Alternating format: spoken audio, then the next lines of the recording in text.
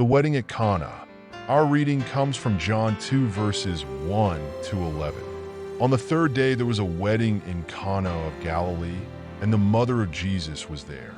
Now both Jesus and his disciples were invited to the wedding.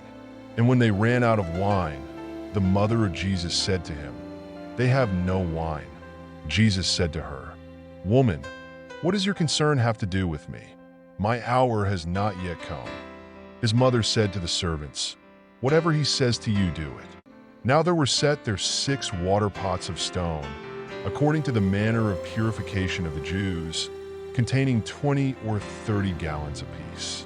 Jesus said to them, "Fill the waterpots with water." And they filled them up to the brim. And he said to them, "Draw some out now, and take it to the master of the feast." And they took it. When the master of the feast had tasted the water that was made wine, and did not know where it came from, but the servants who had drawn the water knew, the master of the feast called the bridegroom.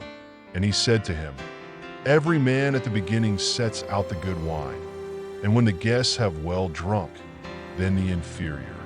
You have kept the good wine until now." This beginning of signs Jesus did in Cana of Galilee, and manifested his glory, and his disciples believed in him. Seeing Jesus perform the miracle of changing the water into wine provided evidence in favor of the disciples' decision to follow Jesus. How could it not have been a powerful sign pointing to him as being someone from God? They probably were not yet ready to understand that he was God. Moses was the leader of the Israelites, and he brought Israel out of Egypt by many signs and wonders. Deuteronomy 6 verse 22, Deuteronomy 26 verse 8. He was the one whom God used to free Israel from the Egyptians. He was, in a sense, their savior. God prophesied through Moses that a prophet would come who was like Moses. God asked Israel to hear him. Deuteronomy 18 verse 15, Matthew 17 verse 5, Acts 7 verse 37. That prophet was Jesus.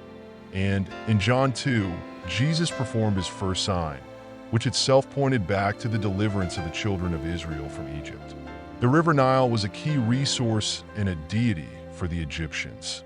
One of the plagues was directed at the river, the changing of its waters to blood. At Cana, Jesus performed a similar miracle, but instead of turning water into blood, he turned it into wine. The water came from 6 water pots used for purification purposes in Jewish rituals, linking the miracle even more closely to biblical themes of salvation. By recounting the incident of changing the water to wine, and thus referring back to the Exodus, John was pointing to Jesus as our deliverer. The master of the feast was surprised by the quality of the wine, unaware of the miracle performed, thought that they had saved the best for last.